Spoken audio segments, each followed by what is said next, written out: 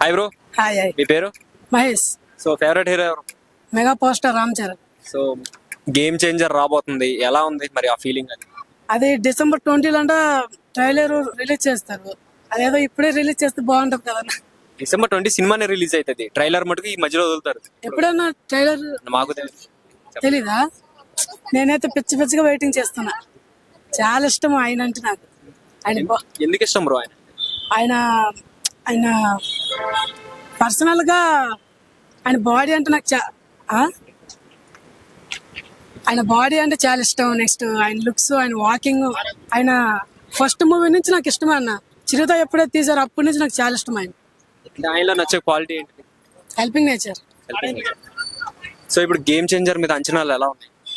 Game changer అంటే ఎక్కువే ఉన్నా నాకు కూడా.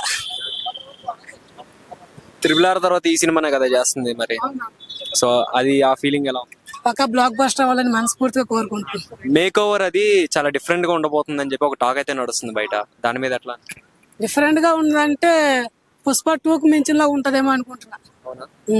సో ఫైనల్ గా రామ్ చరణ్ గారి గురించి చెప్పాలంటే ఏం చెప్తారు? ఆయన ఒక్క ముక్కలో చెప్పాలంటే రియల్ హీరో.